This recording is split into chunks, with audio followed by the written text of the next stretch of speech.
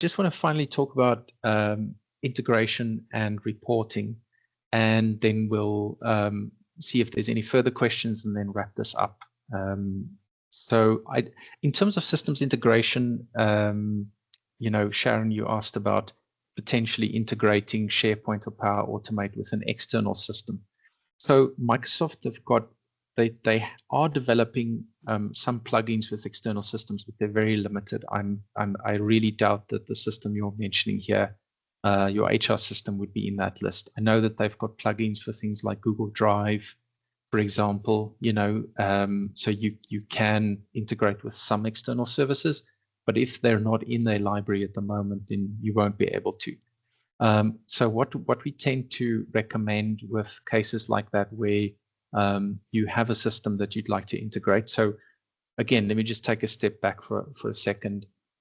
If you think about the various systems and software packages that you use, you will very often realize that you're duplicating a lot of data. So you'll have, let's say, a list of customers in your accounting system. You'll maybe have a CRM or a sales system, let's say Salesforce or something like that.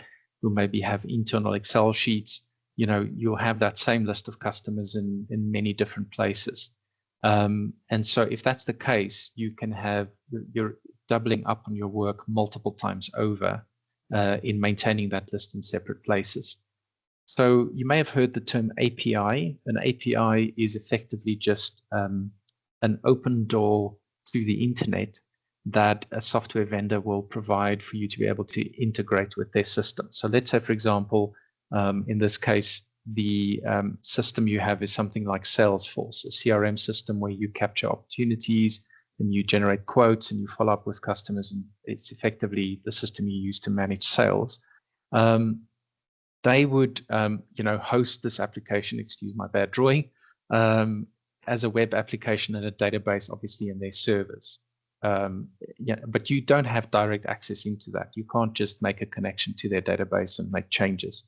They will expose an API, and this API will is sort of an allowed set of interactions that you can have with their system. So you could, for example, connect into Salesforce and say, give me a list of customers or give me a list of products. And they may even, potentially allow you to connect into their system and add data. So to add in a new customer or to make a change to a name. Now, these APIs, you still need an API consumer. So we, for example, wrote a little application that just sat in the cloud between two systems for one of our customers. I think it was last year, that when they created a new job in one of their systems, it would go to the other system and create the same job automatically in the background. So you wouldn't have to go into both systems and capture the details for those jobs twice. It would just automatically do it. And these apps are pretty easy to create. It does depend on the details of the API that's available in the system that you're using. But like I say, most of the mainstream systems have APIs that we could potentially consume and integrate. If you have systems that are already using database engines like Microsoft SQL Server, then we can directly integrate with those systems without an API.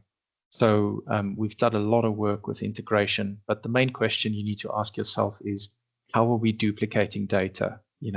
That would lead you to an opportunity there to potentially save a lot of time and effort over the long term. Right, so that's integration. If you have any questions, of course, drop it for us in the Q&A section. In terms of reporting, so now you've built this nice system to grab all of this data and you're capturing this data. What do you do with it? There tends to be two types of reporting. When you use the word reporting, people tend to think of these, nice looking dashboards. So this is a dashboard, a sample dashboard that's created in Power BI, which is a Microsoft application. In theory, Power BI is also something that you can use yourself with a bit of training, if you have a database or a data source that you can connect to. But it's also something that we can obviously help you with. The biggest challenge with these nice dashboards is doing the work of defining what, metrics or key performance indicators you're actually trying to report on.